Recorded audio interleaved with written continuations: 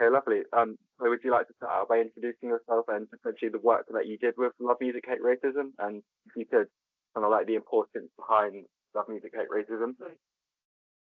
Yeah, I'm Zach Cochrane. I'm a campaigner with Love Music Hate Racism, former national coordinator of Love Music Hate Racism. I've been involved as a fan of Love Music Hate Racism since the start, really, since the early 2000s. I just went to their events they put on, really liked the ethos. At the time, I was an anti-racist and anti-fascist campaigner anyway. I would leaflet in the area I was living in Essex against the BNP that were standing, would go on anti-fascist demonstrations, but really liked the approach of Love Music Hate Racism, of trying to use music as a platform to pull different parts of our communities together. So then probably I started putting on my own events about 2013. Again, did a couple of events in Essex just with local bands. Went away for some time, but in 2016 I was asked to come and be a national organiser of Love Music Hate Racism, and I've sort of been involved quite essentially ever since, really. And I think, yeah, it's more important than ever, the campaign. Yeah.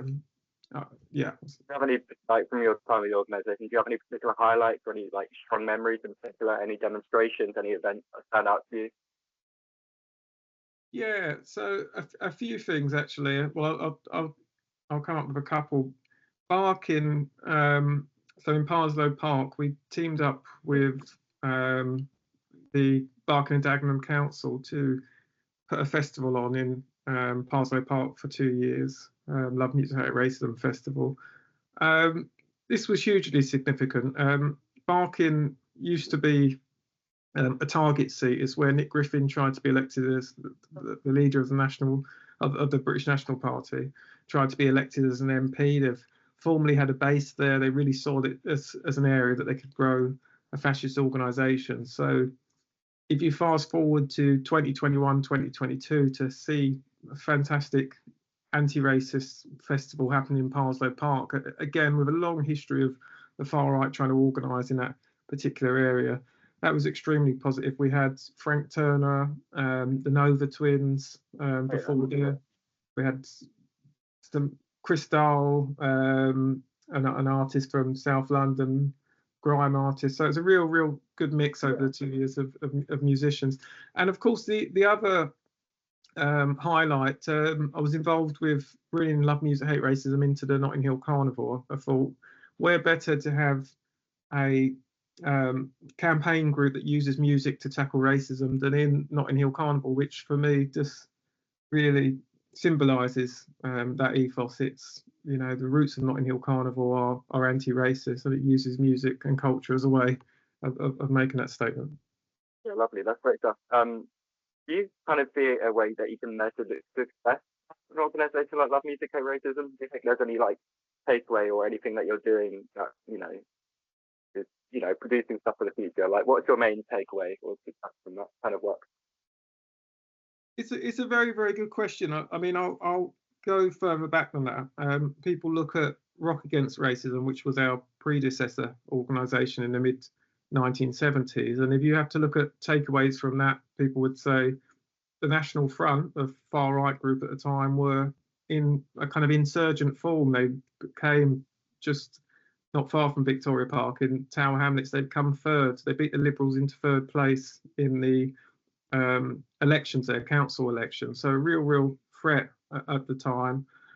Racial violence was commonplace in the mid 70s.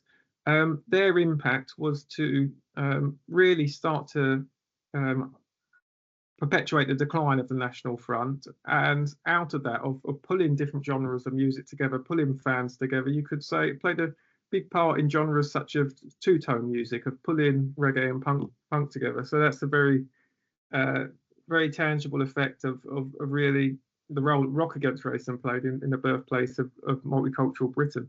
For Love Music Hate Racism, we already were standing on the shoulders, I think, of Rock Against Racism, that eclectic multicultural platform that musicians drawing on each other being influenced by multi-genres and multi-cultures is commonplace now. So I suppose things could be less tangible, but certainly I would credit the organisation to playing a role alongside other anti-fascist campaigners and organisations with certainly hastening some of the rise of the British National Party in the early 2000s and the English Defence League, organised by Stephen Yaxley Lennon, fascist street movement. I think they were very, very crucial in areas such as Stoke as well in 2009, in going into schools, working with young people and really exposing far-right groups for what they were.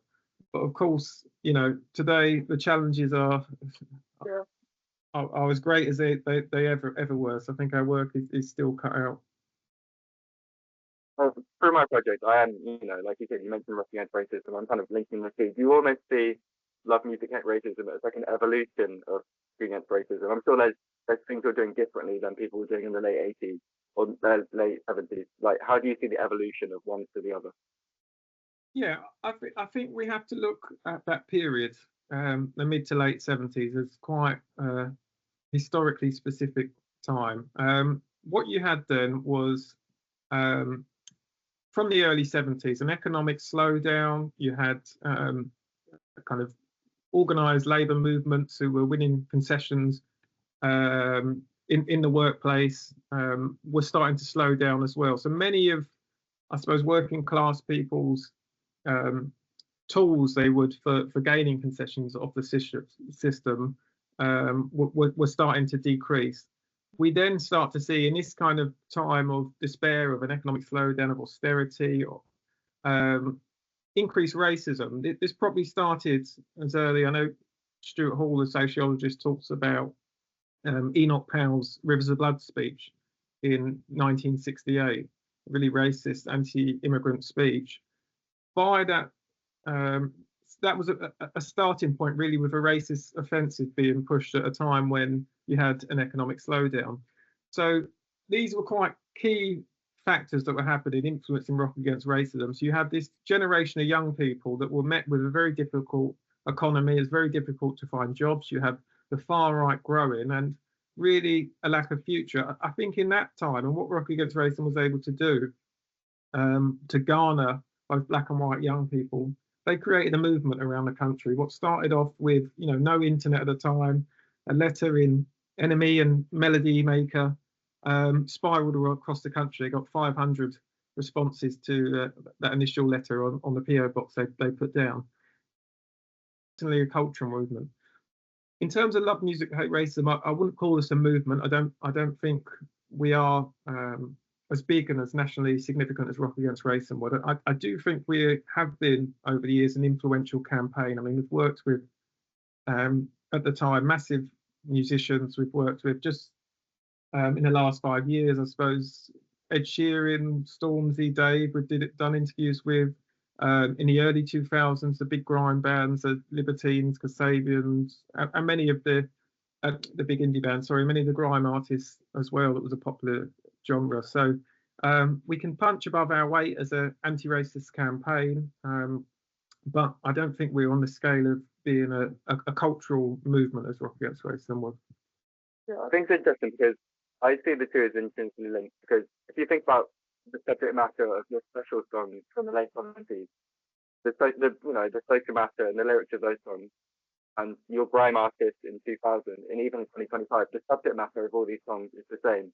So it's almost like there's been a continuous nature of like racism and stuff like that, which is why I think they're linked. These bands are still singing about the same subject more than 50 years later.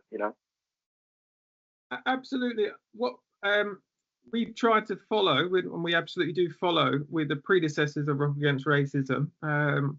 We follow their formula. We're a non-partisan campaign that seeks to work with everyone. We'll work with musicians across the genres, and we try to bring them together. So Rock Against Racism brought together punk and reggae. Love Music Hate Racism in the early 2000s brought grime and indie together. Grindy was what they call it. We actually had bands perform on stage together alongside grime artists. So, and you know, artists, just as they did with Rock Against Racism, have used their platform to warn of the dangers of the far right. So definitely the method is the same, and it's a difficult thing looking at something in the midst of it. You know, we look back against Rock Against Racism, it's a bit more tangible to say this was the history of what that achieved, looking back, coming up to 50 years on. But it's a bit more difficult, I suppose, when we're still in the midst of what Love Music Hate Racism is doing. And certainly since last August, the racist violence across the country in towns and cities, some of the worst in a generation. It's really kick-started us again. We've probably had dozens and dozens of gigs around the country now in towns and cities. So it's still an ongoing process, I think, for Love Music Hate Racism.